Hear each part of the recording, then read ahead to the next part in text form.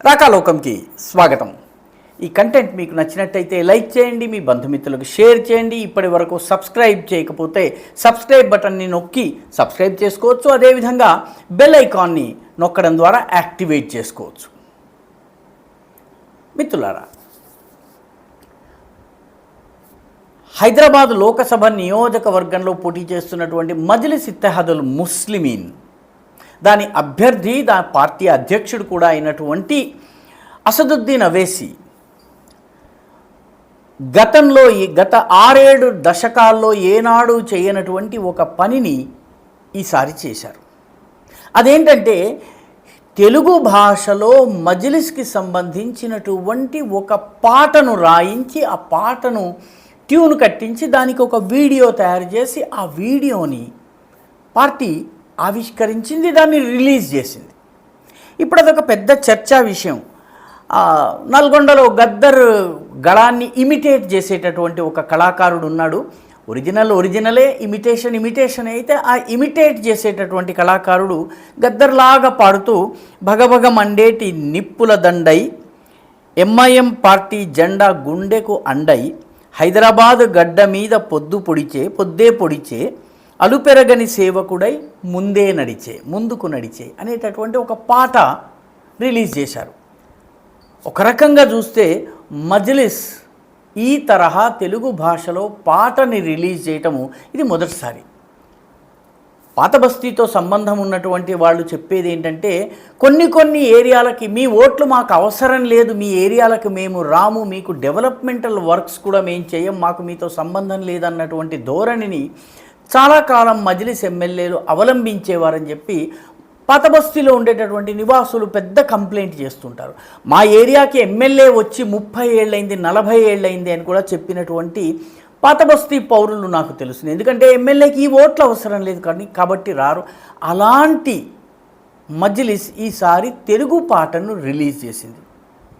దీనికి కారణం ఏమిటి అని ఆలోచిస్తే మారిన పరిస్థితులు. ఎందుకంటే మజ్లిస్ రాజకీయాన్ని జాగ్రత్తగా పరిశీలిస్తే చాలా కాలంగా హిందూ సమాజంలో చీలిక తీసుకుని రావడానికి మజ్లిస్ ఒక వ్యూహాత్మకంగా ప్రయత్నం చేస్తుంది. హిందూ ఓట్లను చీల్చే ప్రయత్నం చేస్తుంది. హిందూ ఓట్లను చీల్చే ప్రయత్నంలో చాలామంది దృష్టికి రానటువంటి విషయం ఏంటంటే, 2023 అసెంబ్లీ ఎన్నికలు జరిగినప్పుడు కార్వాన్ లోకసభ నియోజకవర్గం అభ్యర్థి కౌసర్ మొహియుద్దీన్ హిందూ ఏరియాల్లో విస్తృతంగా ప్రచారం చేయటమే కాకుండా ఈ తెలుగు భాషలో ఈ ప్రచారం సాగింది. హిందీలో మాట్లాడకుండా తెలుగులో హిందూ ఏరియాస్కి వెళ్ళినప్పుడు తెలుగులో మాట్లాడటం జరిగింది. అప్పుడు అది ప్రచారం పొందలేదు. ఆ వీడియో బయటకు వచ్చినప్పుడు కూడా అదంత ప్రచారం పొందలేదు. ఇప్పుడు ఉన్నటువంటి ప్రత్యేక పరిస్థితుల కారణంగా ఈ తెలుగు పాట ప్రచారం పొందింది.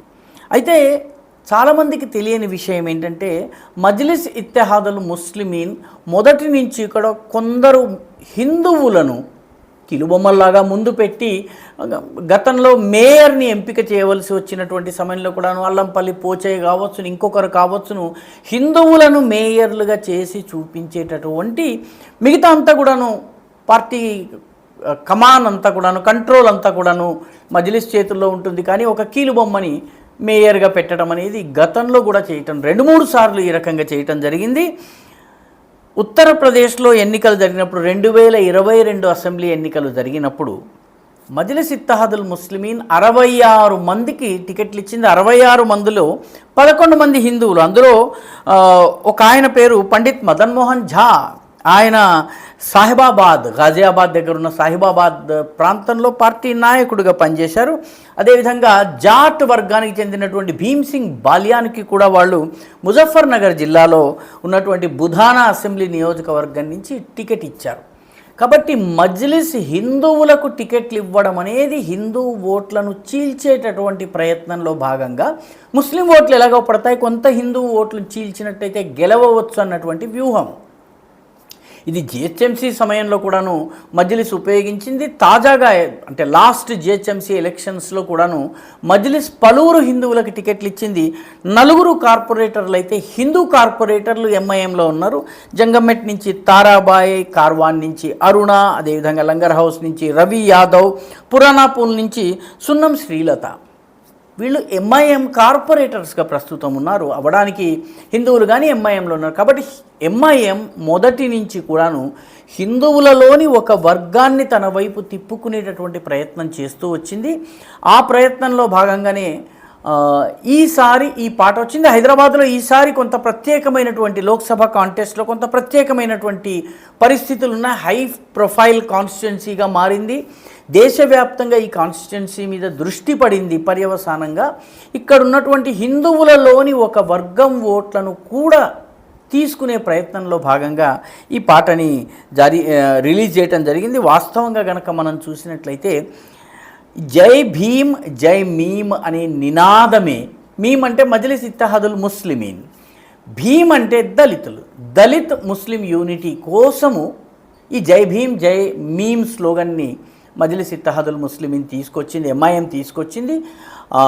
బహుజన్ అఘాదీ పేరిట మహారాష్ట్రలో ప్రకాష్ అంబేద్కర్కి చెందినటువంటి రిపబ్లికన్ పార్టీతో కలిసి మజ్లిస్ కూటమిగా కూడా ఏర్పాటై హిందూ ఓట్లను ఆకర్షించే ప్రయత్నం చేసింది. ఆ క్రమంలో కేవలము ముస్లిం ఓట్లు మాత్రమే సరిపోవు, ముస్లిం ఓట్లు పడుతున్నప్పటికీ కొన్నైనా హిందూ ఓట్లు రావాలన్నటువంటి ఆలోచనలో భాగంగా ఈ ప్రయత్నం జరుగుతోంది. ఈ ప్రయత్నంలో భాగంగానే ఈ భగభగ మండేటి నిప్పుల దండై అన్నటువంటి పాట కూడా వచ్చింది. ఓట్లు ఎన్ని పడతాయన్నది ముఖ్యం కాకపోయినా ప్రచారం దృష్ట్యా మేము తెలుగు వాళ్ళ మధ్య కూడా ప్రచారం చేశామని చెప్పడం కోసం ఇది జరుగుతోంది. నిజానికి మజ్లిస్ యొక్క ప్రారంభం నుంచి కూడాను ఇదే స్ట్రాటజీని, అంటే రజాకార్ల సమయం నుంచి కూడా ఇదే స్ట్రాటజీని అవలంబిస్తోంది. ఇప్పటి జనరేషన్కి చాలామందికి తెలియదు, వెంకట్రావు అనేటటువంటి దళిత మంత్రి నిజాం ప్రభుత్వంలో మంత్రిగా ఉండేవాడు. ఆయనకి బి శ్యామ్ సుందర్ అనే అనుచరుడు ఉండేవాడు. ఔరంగాబాద్లో జన్మించి కర్ణాటక ప్రాంతంలో తన మొత్తము రాజకీయాలు చేసినటువంటి వ్యక్తి. నిజాం ప్రభుత్వము, నిజాం హైదరాబాదు సంస్థానము భారతదేశంలో కలవకుండా స్వతంత్ర దేశంగా ఉండాలని డిమాండ్ చేస్తూ ఈ బి శ్యామ్ సుందర్ యుఎన్ దాకా వెళ్ళి యుఎన్లో కొట్లాడినటువంటి వ్యక్తి, నిజాం ప్రతినిధి మండలిలో సభ్యుడిగా. ఇప్పుడు మనం అందరము పిలుస్తున్నటువంటి జై భీమ్ అన్నటువంటి నినాదాన్ని ప్రారంభించింది ఈ బి శ్యామ్ సుందరే. ఈయన భీమ్ సేన అనే సంస్థ 1968లో ప్రారంభించారు.